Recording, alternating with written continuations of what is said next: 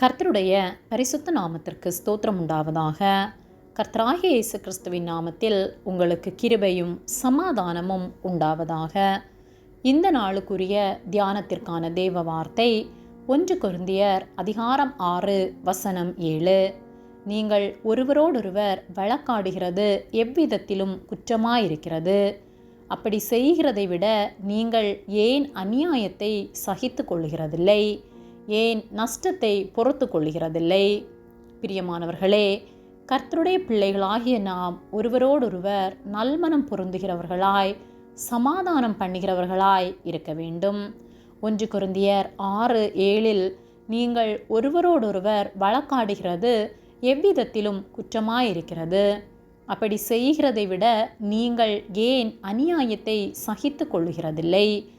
ஏன் நஷ்டத்தை பொறுத்து கொள்கிறதில்லை என்று சொல்லப்பட்டுள்ளது.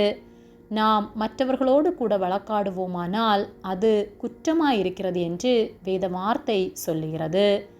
நாம் அநியாயத்தை சகித்து கொள்கிறவர்களாய் நஷ்டத்தை பொறுத்து கொள்கிறவர்களாக இருக்க வேண்டும். அநியாயத்திற்கு பதிலாக நாமும் அநியாயம் செய்கிறவர்களாக இல்லாமல் அதை பொறுத்து கொண்டு அந்த அநியாயத்தை கர்த்தர் எனக்கு நியாயமாக்கி தருவார் என்று கர்த்தர் மேல் விசுவாசம் உள்ளவர்களாய் அவரை பற்றி கொண்டு நாம் வாழ்வோமானால் நமக்குள் பழி வாங்குகிற எண்ணம் வருவதில்லை.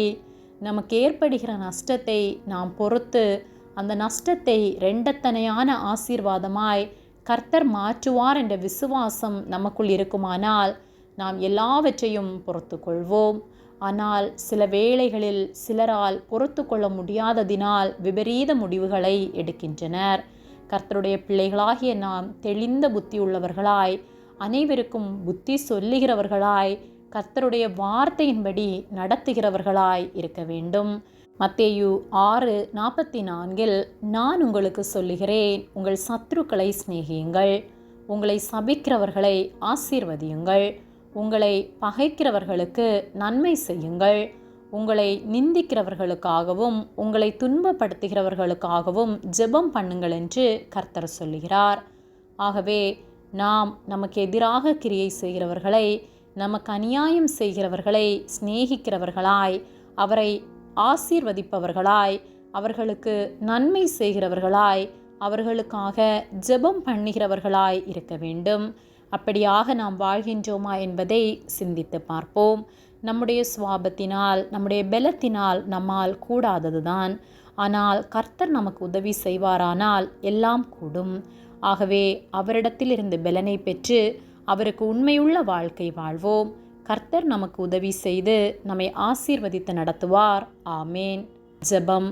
எங்களை அதிகமாக நேசித்து வழிநடத்தி வருகிற எங்கள் அன்பின் பரிசுத்த பிதாவே, இந்த நாளையும் நாங்கள் காணும்படியாக நீர் எங்களுக்கு ஜீவனை தந்த உம்முடைய அன்பிற்காக நாங்கள் உமக்கு நன்றி செலுத்துகின்றோம். இந்த காலை வேளையிலும் உம்முடைய சத்திய வார்த்தைகளை நாங்கள் தியானிக்கும்படியாக நீர் எங்களுக்கு தந்த இந்த நேரத்திற்காக நாங்கள் உமக்கு நன்றி செலுத்துகின்றோம். நாங்கள் தியானித்த வார்த்தையின்படியே நீர் எங்களை வழி நடத்தும்படியாய் ஜெபிக்கின்றோம். அநியாயம் செய்கிறவர்களாய் குற்றம் செய்கிறவர்களாய் நாங்கள் இல்லாமல் உம்முடைய அன்பை பிறருக்கு வெளிப்படுத்துகிறவர்களாய், நற்கிரியைகள் செய்கிறவர்களாய், நீதி செய்கிறவர்களாய் எங்களை நீர் மாற்றும்படியாய் ஜெபிக்கின்றோம். உதவி செய்கிற உம்முடைய அன்பிற்காக உமக்கு நன்றி செலுத்துகின்றோம். எங்களை உம்முடைய கரத்திலே ஒப்புக் கொடுக்கின்றோம். இயேசுவின் நாமத்தில் ஜெபிக்கின்றோம் ஜீவனுள்ள நல்ல பிதாவே. ஆமேன். கர்த்தர் உங்களை ஆசீர்வதிப்பாராக.